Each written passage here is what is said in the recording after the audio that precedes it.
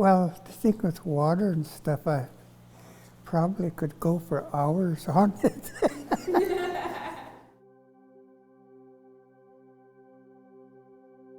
Our old people did think of water as, a very precious thing, huh?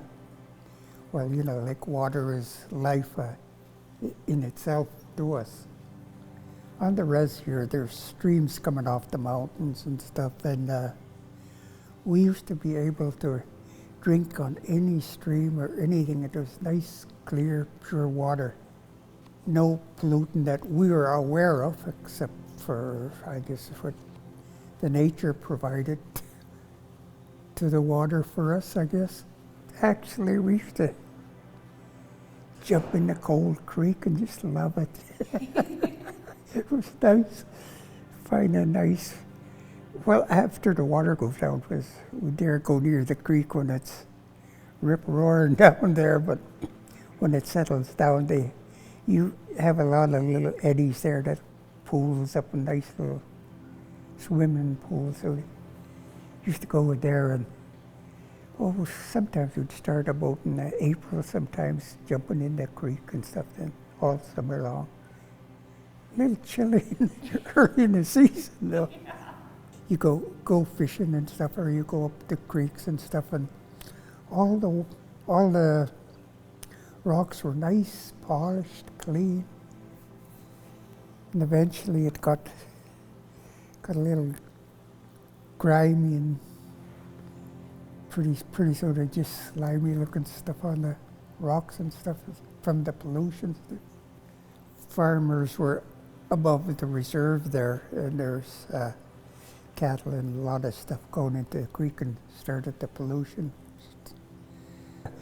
The old chief and councillor, they were all made of pretty much of elders. And I guess they made agreement with the settlers up above the reserve there that needed electricity, and the electricity had to go to the reserve. We had the agreement from the members of the reserve above us, the settlers up there, that we had could have a right-of-way for our water system. As far as I understand from the chief and council at the time, that there was enough water and enough force for that water to be piped down and come over 6 Mile there, and enough force for it. You didn't need any pumps and stuff. It would push the water right around the lake here. So this was planned out by then. I don't think any of you would remember if you weren't born before 1975. That they had sort of an, I don't know what they call it, some like to call it an uprising or stuff, but it was the AIM movement. I think you've heard of the AIM movement. Anyway, that was in full swing then. Then we had it move from the United States up into Canada here, and anyway, a lot of our people got involved in it, so they closed down the Indian office here and stuff, so everything just went haywire from there on up. They used to mine the creeks there, and that Nashwito Creek there, just above the reserve land, they had these hydraulic mines there. And, they piped the water and just brought down the sides of it into the creek there for gold and stuff like that. But what they done, I guess the agreement was that they went in and they put all of these ditches in all through 6 Mile Creek to all the areas there, and that was used for irrigation purposes. and that was the irrigation systems. And yet some of these places are still visible. You can go out and still find them. But anyway, that was a part of what I guess the old guys were always fighting for and against. Instead of taking up the water from, piping it from way up from the Moose Lake area, and there they went into the groundwater system. They figured, well, it's pure water better than do the people, but I guess the sad fact is that there's not enough water in that one groundwater place there to service the whole reserve.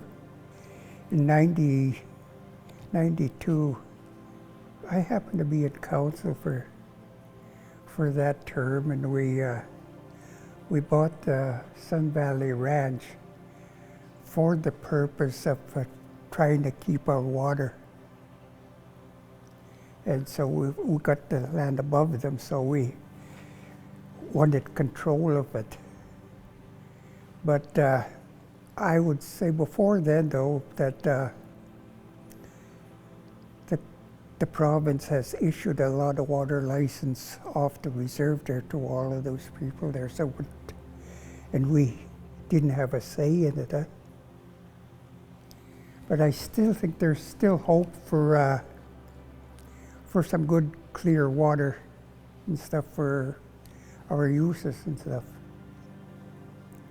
And we have quite an aqua system we're sitting on right now, and this goes from up to the Salmon River area and out towards Armstrong area. There's all aquifer here. But we have so much pollution coming in from the outside villages and stuff here that, and you know, like most of the land and we're sitting on here are clay land that the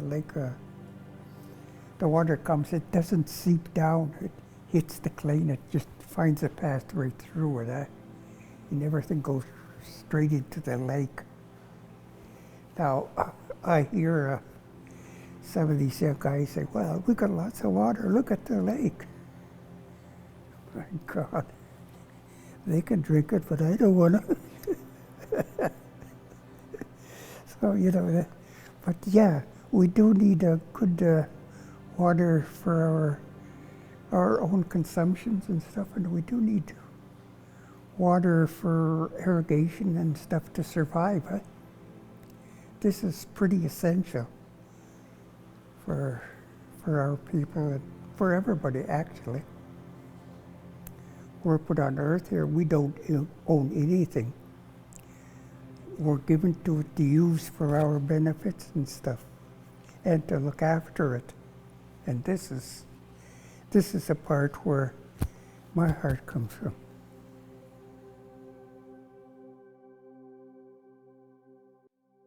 Ahoy, Waipisnak Silu, Isquist Gawil, Kuntal and Nation Dequit, in Clahat Ahab Talbi Nas Chekwal Isquisquistil,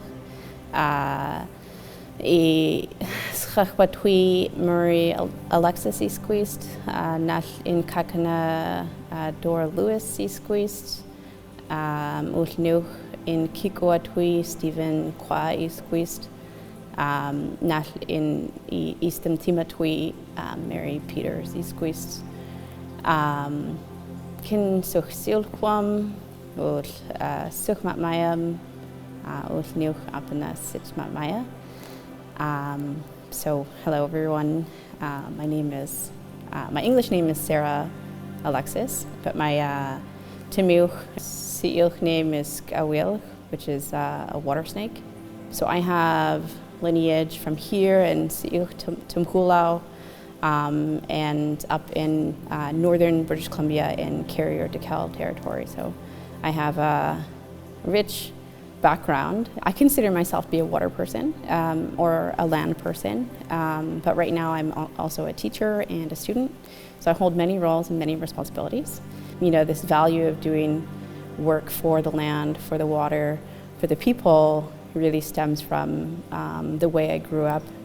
Like any res kid, just running around outside, going crazy and amok in every season, just being outside. But it really was about like my family living by the lake, and every season we were just by the water.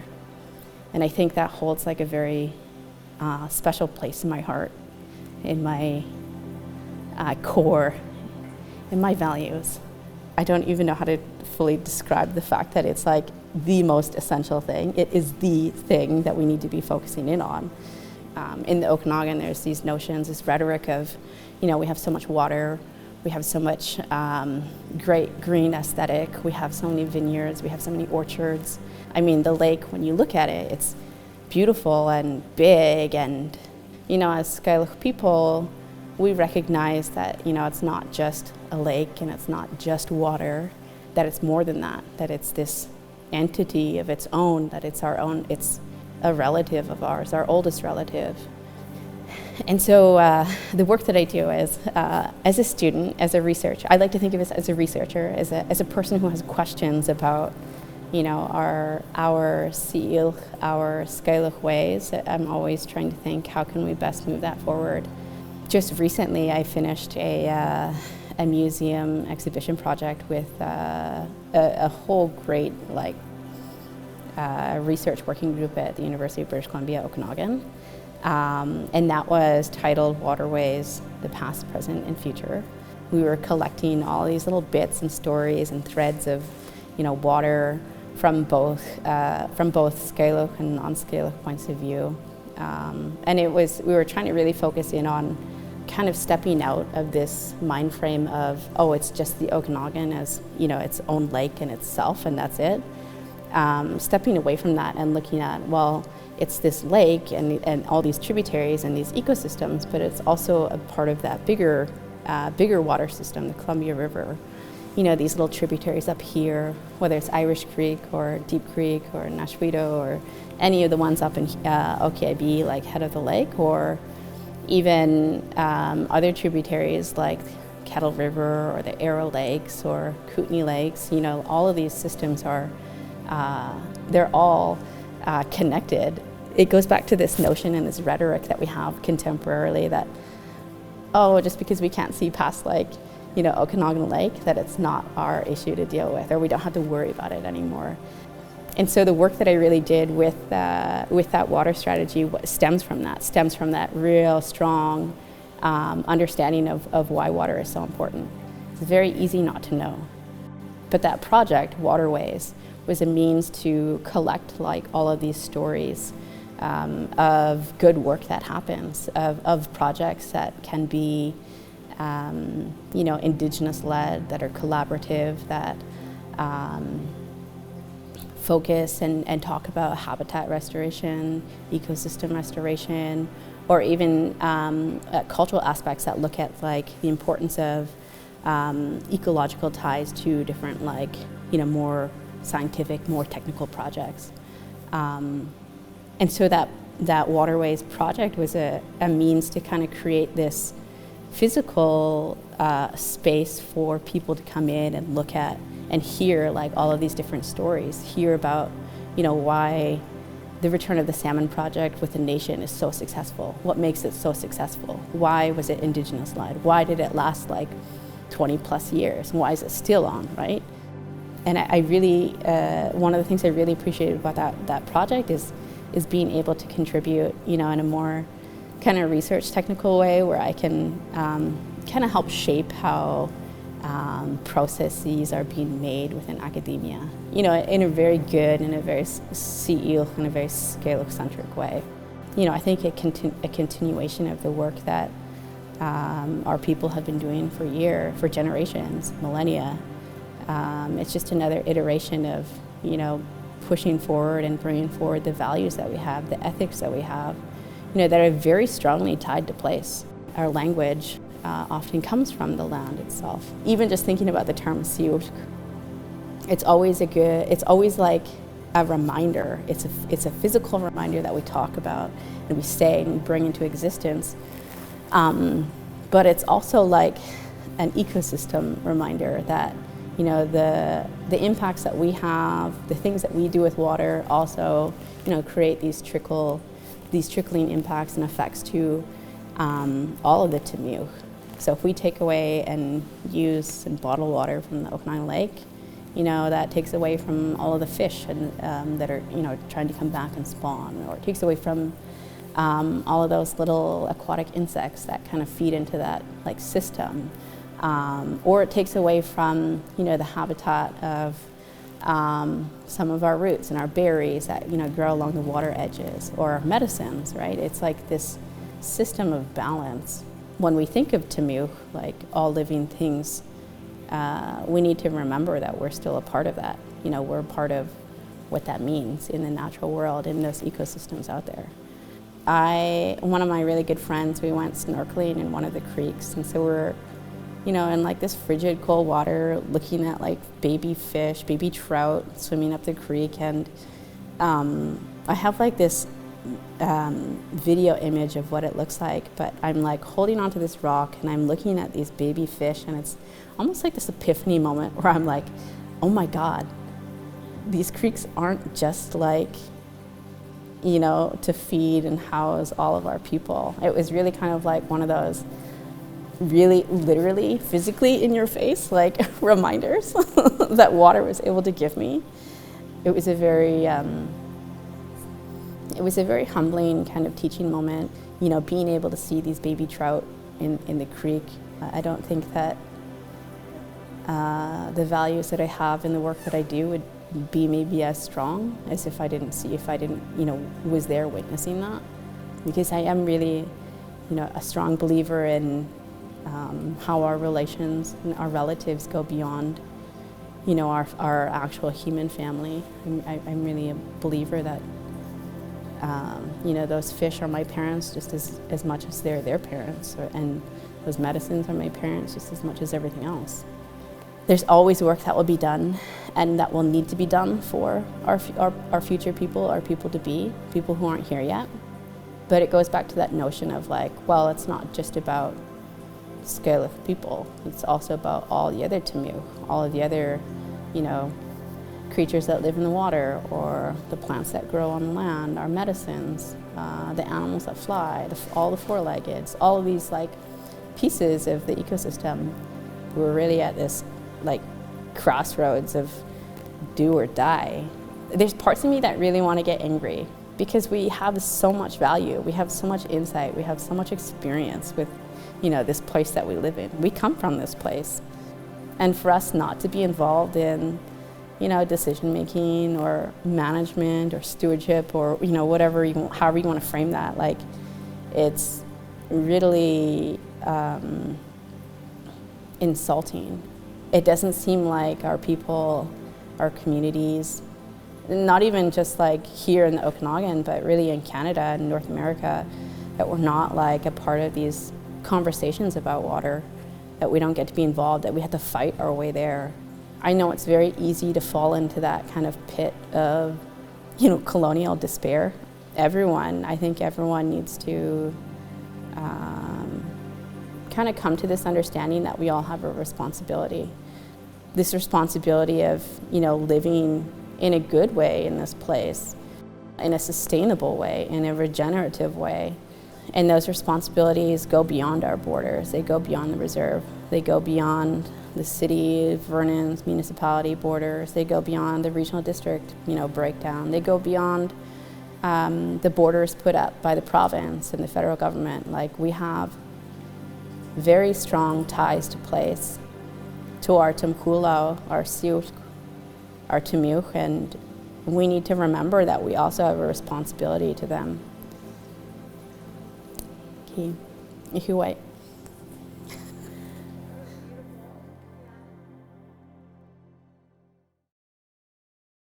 Waihasselhalt squeezed Don Machen, Kintil and Kamapalax, and Tum Lydia Lewis squeezed, and Meestum Toby Machen. Hi, my name's Don Machen. I'm from the Okanagan Band. I'm from Head of the Lake. My mom is Lydia Lewis and my dad is Toby Machin. I work as a biologist with the Okanagan Nation Alliance in the Fisheries Department, and I started with them 25 years ago. And the project I work on now is called the Fish Water Management Tool, and it's a computer-based program which is kind of like a gaming system where information from snowpack flows from creeks into Okanagan Lake and flows from Okanagan Lake all the way down to a Soyuz are put into the program, and it runs a simulation on lake levels and what flows will be all the way down to the bottom of the system. Basically what we're doing is looking at impacts on drawdown of the lake on shore spawning kokanee and the impacts of flow on spawning sockeye and their eggs down in Okanagan River. Chief Albert Saddleman had been really pushing the governments to deal with water, emphasizing how important water is to the Okanagan people and to fish. And one of the things he said was bring back the fish, bring back the water, and it'll bring back the people. And that was like in 1996 that I started with the Fisheries Commission and looking at ways to restore Okanagan sockeye. And one of the biggest issues that was identified was flows in Okanagan River and how the lake was managed such that it impacted sockeye pretty much every year. We've seen increases in Okanagan sockeye. They're protected most of the time over the winter and into the spring using that program, and it's built relationships between the Okanagan Nation and the provincial and the federal governments. Now we have sockeye coming back up into the system so that there are fisheries that our communities can actually participate in. And some years there's enough fish returning that the Okanagan Nation can also conduct a small-scale commercial fishery. I've been able to take my kids out to some of these activities, and my youngest one, he's really passionate about going out and fishing, and it's really exciting that he can actually do that, because when I started there was something like 4,000 fish that returned to Okanagan River, and the numbers were quite low for quite a while. And for him to be able to go out in the summer with his family and go fishing, that's pretty powerful. When you start draining that lake, if we don't have the water being held in the mountains over the winter through snowpack and through forest cover protecting that snowpack, we're not going to have that water when we need it. There's changes in the hydrograph. We're having these floods because sometimes we are getting high snowpacks in the winter, and then it warms up really quick and all that water comes down too fast and causes damage down at the valley bottom. And the damage is mostly because these towns and these cities are built in the floodplain, or they're built right up to the lake. People have houses right up to the lake.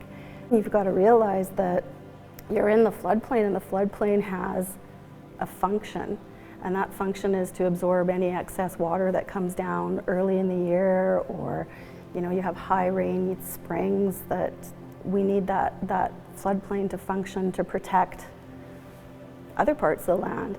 And those floodplains are also places where different plants and medicines and things grow that we need, and all the development in the Okanagan, all the towns, the agriculture, they're all impacting those floodplains. Like we have so many creeks in the area that have been straightened, which just seems strange to me that you would straighten a creek out and then build right up to it and then complain that you're being flooded. I think one of the things that should be done in the future probably is, the cities and the governments should be buying back any properties that come up for sale along the lakes and the rivers and removing those buildings and restoring the natural floodplain and the wetlands. And I think that would be money better spent than paying out all these different insurance claims. All these products, wine, the products from the orchards, those are being sent out of this area. That's water that's being shipped out in a different form from our land. And the people that suffer are the people in our communities when we don't have enough water in the summer. The plants and the animals suffer, and there's so many changes in our system. Like, you can see what happened last summer with the fires and the floods. When I think about the Chapteach, the plants and the animals gave themselves to the Okanagan people and gave them everything that they need to survive in the Okanagan. And that's so out of balance now with the way land is used for agriculture and urban development, that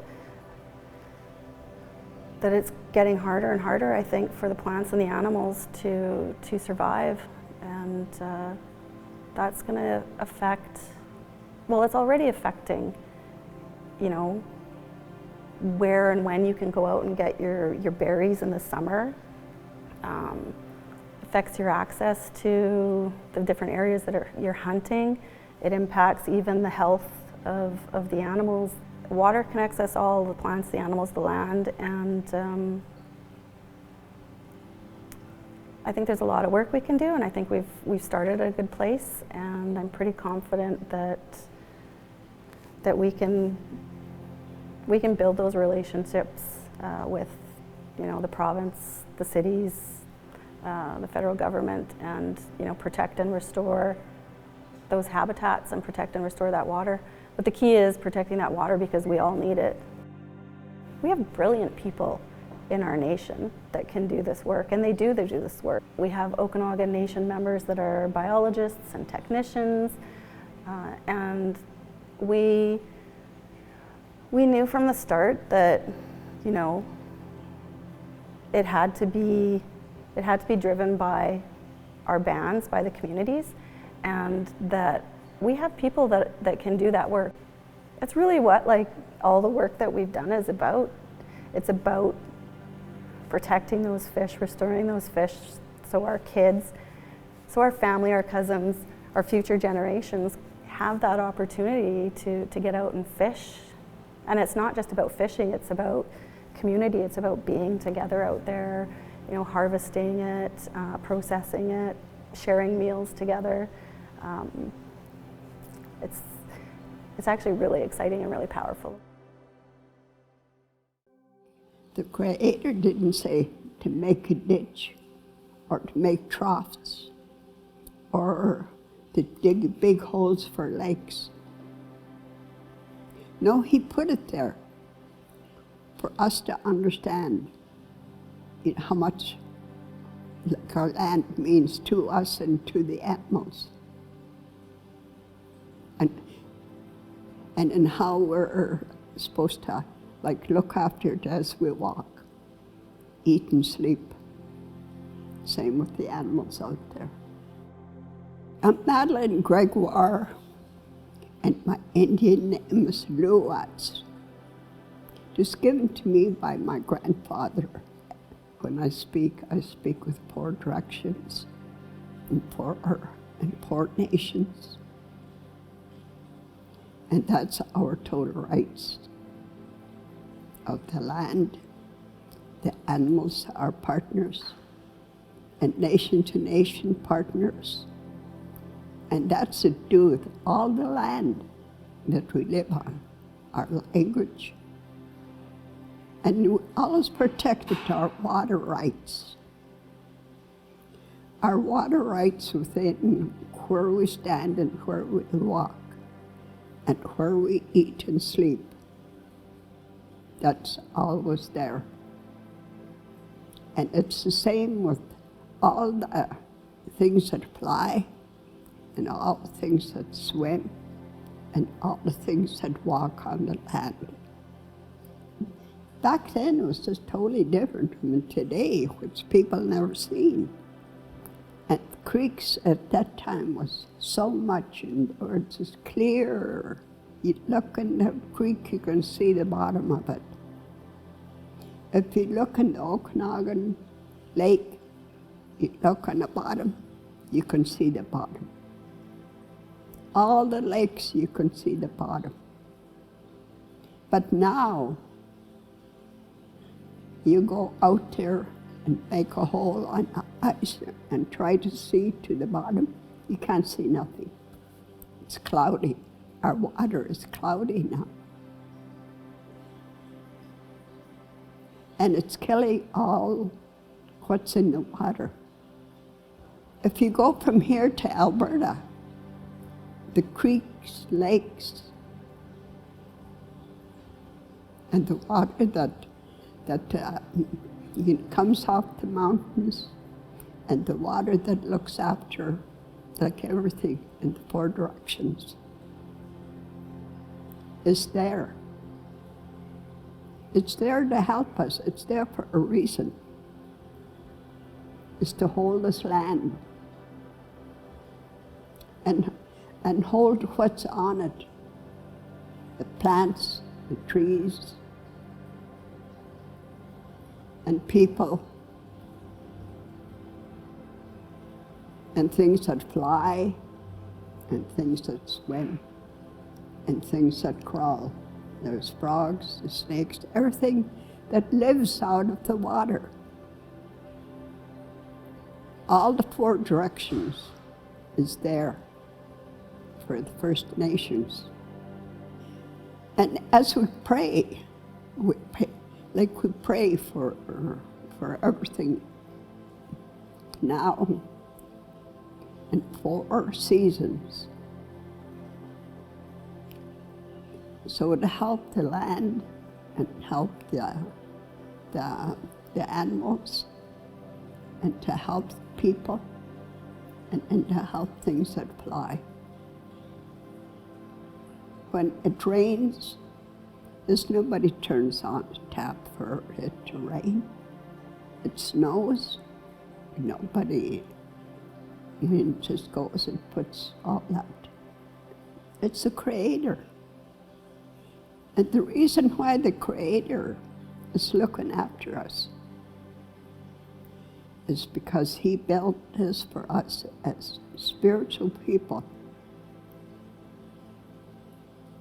That's what our land is supposed to be for, our water rights. It's supposed to be all spiritual, not only for me, but it's for the land, the air, where it comes from, the snow, in the winter, and the rain, and the wind. What it has to mhula, is hatch, it goes slachen zudent, is whistet, kulats zeten, ja, artikels die mats belal, artikels jul. Orliati he it holqueldemen en aipgatsgats.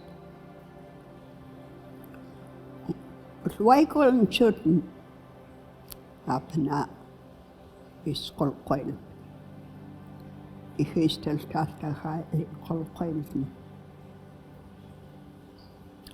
So I thank the Creator and all the animals and things that flow, creeks, waters I'm praying for, and things that walk, and to help the land with their water, and help in everything that's growing, our food, our medicines.